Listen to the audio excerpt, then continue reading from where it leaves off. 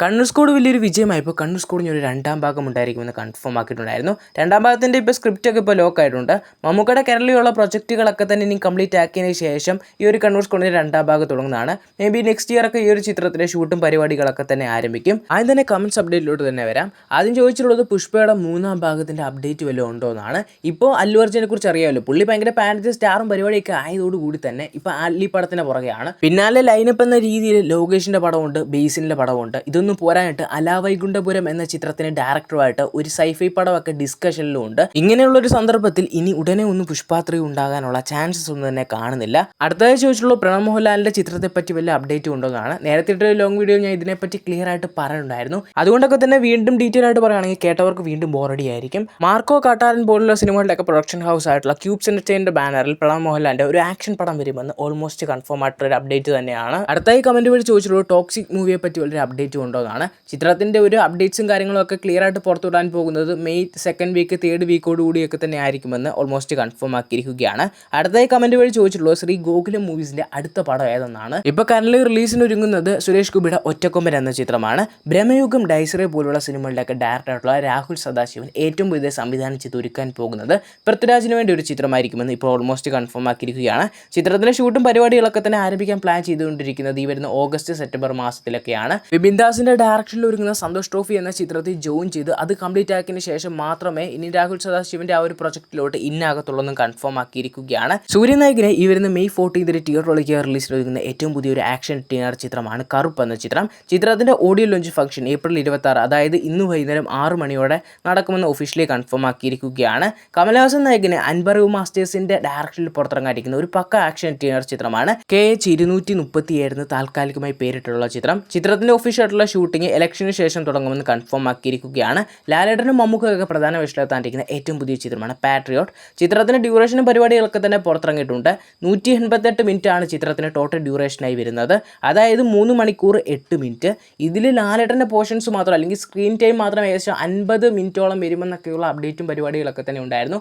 But അതിനെപ്പറ്റിയുള്ള ഇപ്പോൾ ഒരു clear update വന്നിട്ടുള്ളത് അത്രയും മിനിറ്റ് ഒന്നും ഇല്ല ലാലേട്ടൻ്റെ, ഏകദേശം ഒരു 30-35 സ്ക്രീൻ ടൈം മാത്രമായിരിക്കും പാട്രിയോട്ട് ചിത്രത്തിലുണ്ടായിരിക്കുക. ഇതൊന്നും പോരാഞ്ഞിട്ട് ചിത്രം മെയ് 1 തിയേറ്ററിലേക്ക് റിലീസിനെത്തുന്നത്. ഏകദേശം 600 സ്ക്രീനിലായിരിക്കും കേരളത്തിൽ മാത്രം റിലീസിനെത്തുക എന്ന് കൺഫേം ആക്കിയിരിക്കുകയാണ്.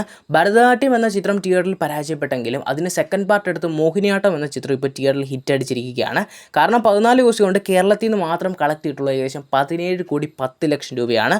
ഇത് വേൾഡ് വൈഡ് നോക്കുമ്പോൾ ഏകദേശം 25-30 കോടി റേഞ്ചിലോളം കളക്ഷൻ നേടി ചിത്രം ബ്ലോക്ക് ബസ്റ്റർ വിജയം നേടിയിരിക്കുകയാണ്. ദിലീപേട്ടൻ്റെ D152 എന്ന ചിത്രത്തിൻ്റെ ഒഫീഷ്യൽ അനൗൺസ്മെൻറ്റ് പുറത്തിറങ്ങിയിട്ടുണ്ടായിരുന്നു. ചിത്രത്തിൻ്റെ പേരായി നൽകിയിട്ടുള്ളത് നീക്കമെന്നാണ്. ചിത്രത്തിൻ്റെ ഫസ്റ്റ് ലുക്ക് പോസ്റ്ററും പുറത്തിറങ്ങിയിട്ടുണ്ട്. എൻ്റെ ഒരു പേഴ്സണൽ ഒപ്പീനിയൻ എന്ന രീതിയിൽ പറയുകയാണെങ്കിൽ ആദ്യം എനിക്ക് ഈ ഒരു ചിത്രത്തിൻ്റെ ഫസ്റ്റ് ലുക്ക് കണ്ടപ്പോൾ ഓർമ്മ വന്നത് ബേബി ഗേൾ എന്ന ചിത്രത്തിൽ ആ ഒരു നിവിൻ പോളിയുടെ കോസ്റ്റ്യൂം, ആ ഒരു ലുക്ക് അല്ലെങ്കിൽ ആ ഒരു പരിപാടിയിലുള്ള സിനിമയാണല്ലോ ഉള്ള പ്രതീക്ഷകളൊക്കെ പോയിട്ടുണ്ടായിരുന്നു.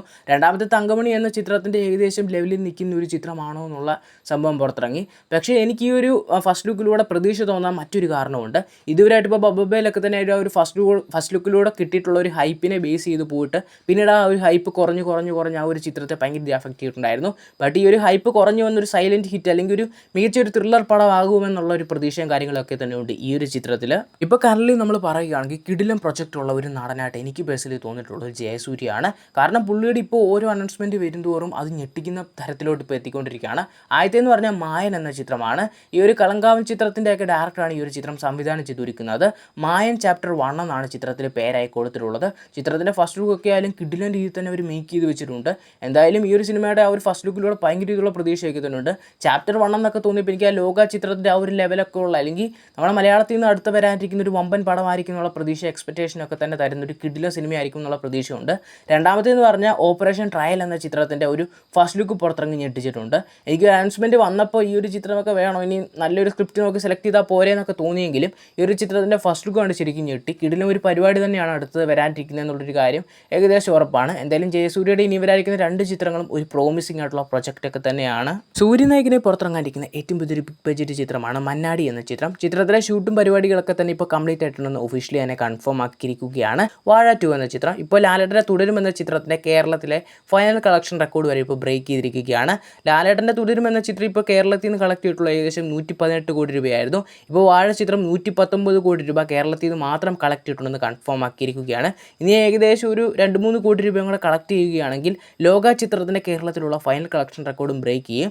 ലോകയുടെ ഫൈനൽ കളക്ഷൻ ഏകദേശം 121 കോടി രൂപയാണ്. ഇനി വരും ദിവസങ്ങളിൽ ഒരു കളക്ഷൻ ഡിപ്പെൻഡ് ചെയ്ത് ലോകയുടെ റെക്കോർഡ് ബ്രേക്ക് ചെയ്യുമോ ഇല്ലയോ എന്നുള്ളൊരു കാര്യം നിങ്ങൾ തീർച്ചയായും കമൻറ്റ് ചെയ്യുക, നിങ്ങളുടെ എക്സ്പെക്റ്റേഷനിലുള്ള കാര്യം. ഈ ഒരു ചിത്രത്തിൻ്റെ OTT റിലീസിനായി കുറേ ആൾക്കാരായിരുന്നു കാത്തിരുന്നിട്ടുള്ളത്. ചിത്രത്തിൻ്റെ OTT അവകാശങ്ങൾ ജിയോ ഹോട്ട്സ്റ്റാറായിരുന്നു സ്വന്തമാക്കിയിട്ടുള്ളത്. ചിത്രം വരുന്ന മെയ് 15 OTT റിലീസിനെത്താൻ ചാൻസ് ഉണ്ടെന്ന് ഇപ്പോൾ അൺഒഫീഷ്യൽ ആയിട്ടൊരു അപ്ഡേറ്റ് പുറത്തിറങ്ങിയിട്ടുണ്ട്. ഇത് ഓൾമോസ്റ്റ് കൺഫേം ആക്കാനുള്ള ചാൻസസ് ഒക്കെ തന്നെ ആയാലും കാണുന്നുമുണ്ട്. എന്തായാലും ഈ ഒരു ചിത്രത്തിൻ്റെ ഒരു ഒഫീഷ്യൽ കൺഫർമേഷൻ അപ്ഡേറ്റുകൾക്കായി കാത്തിരിക്കുക. നമ്മുടെ കമൻറ്റ് വഴി ചോദിച്ചിട്ടുള്ളൊരു അപ്ഡേറ്റ് ആയിരുന്നു ലിയോ 2 സിനിമ ഇനിയും കാണുമോ ഇല്ലയോ എന്നൊക്കെ. ഞാൻ നേരത്തെ പറഞ്ഞ ആ ഒരു കമൻറ്റ്സ് അപ്ഡേറ്റിൽ ഉൾപ്പെടുത്താഞ്ഞത് ഇതിനെപ്പറ്റി ഒരു കൺഫർമേഷൻ അപ്ഡേറ്റ് ഇതിലൂടെ തന്നെ അങ്ങ് പറഞ്ഞേക്കാമെന്നാണ്. കാരണം പലവർക്കുള്ള ഡൗട്ടാണ് ലിയോ 2 സംഭവിക്കുമോ ഇല്ലയോ എന്നൊക്കെ. ദളപതിയുടെ 70ാമത്തെ ചിത്രം വരുമെന്നൊക്കെ ഉള്ള ഒരു അപ്ഡേറ്റിംഗ് പരിപാടികളൊക്കെ തന്നെ പുറത്തിറങ്ങിയിട്ടുണ്ടായിരുന്നു. ഇനി അത് സംഭവിക്കുകയാണെങ്കിൽ ഇപ്പോൾ ലേറ്റസ്റ്റ് ആയിട്ട് ഹൈ ചാൻസ് കാണുന്നത് അതൊരു ആട്ലി പടത്തിൽ തന്നെയാണ്. ആട്ലി ആയിട്ട് അടുത്തൊരു ചിത്രം വരുമെന്നുള്ള ഹൈ ചാൻസ് തന്നെ കാണുന്നുണ്ട്. ഇപ്പോൾ ലിയോ 2 സംഭവിക്കുകയാണെങ്കിൽ പോലും അതിനിപ്പോൾ ഭയങ്കര ഒരു ഹൈപ്പൊക്കെ സംഭവിക്കുമെങ്കിലും ഫസ്റ്റിന് കിട്ടിയ അതേ ഒരു ഹൈപ്പ് കിട്ടുമെന്ന് തോന്നുന്നില്ല. കാരണം അന്ന് ആ ഒരു LCU പടം എന്ന രീതിയിലൊക്കെയുള്ള ഹൈപ്പൊക്കെ ഉണ്ടായിരുന്നു. ലിയോ കണ്ടാൽ പലവർക്കും മനസ്സിലാവും ഫസ്റ്റ് ഹാഫ് കിടിലമായിരുന്നു. പക്ഷേ ആ ഒരു സെക്കൻഡ് ഹാഫിലെ ഫ്ലാഷ് ബാക്കും ക്ലൈമാക്സും എല്ലാവർക്കും ഒരുപോലെ സാറ്റിസ്ഫൈ ആയിട്ടുള്ള ഐറ്റം തന്നെ അല്ലായിരുന്നു. ബട്ട് റീസെൻ്റ്ലി വന്നിട്ടുള്ള വിജയ് ചിത്രങ്ങൾ എടുത്ത് നോക്കുകയാണെങ്കിൽ ടോപ്പിൽ നിൽക്കുന്ന ചിത്രം അത് ലിയോ തന്നെയാണ്. സെക്കൻഡ് പാർട്ട് കിടിലം രീതിയിൽ തന്നെ എക്സിക്യൂട്ട് ചെയ്യുകയാണെങ്കിൽ കിടിലം ഒരു ബോക്സ് ഓഫീസ് അല്ലെങ്കിൽ ബോക്സ് ഓഫീസ് തന്നെ അടിച്ച് തൂക്കാൻ പറ്റിയ ഒരു ഐറ്റം തന്നെയാണ് ലിയോ 2. ഇപ്പോൾ ലൊക്കേഷനായാലും കറൻലി പ്രൊജക്റ്റും പരിപാടികളൊക്കെ തന്നെ ഉണ്ട്. എന്തായാലും കിടിലം ഒരു സ്ക്രിപ്റ്റിൽ ലിയോ എന്ന ചിത്രം വിജയ്ക്ക് ഇഷ്ടപ്പെടുകയാണെങ്കിൽ മിക്കവാറും ആ ഒരു ചിത്രം നടക്കാനുള്ള ചാൻസസ് കാണും. ദളപതി 17 ഏത് ചിത്രമായിരിക്കണമെന്ന് ദളപതിയുടെ കോളാണ്. ദളപതി തീരുമാനിക്കുന്നതുകൊണ്ടിരിക്കും ഇനി ലിയോ 2 വേണമോ അല്ലെങ്കിൽ വേണ്ട എന്നുള്ള ഒരു സംഭവമൊക്കെ നടക്കുക. എന്തായാലും ഈ ഒരു ചിത്രത്തിൻ്റെ കൂടുതലായിട്ടുള്ള ഒഫീഷ്യൽ കൺഫർമേഷൻ അപ്ഡേറ്റുകൾക്കായി കാത്തിരിക്കുക.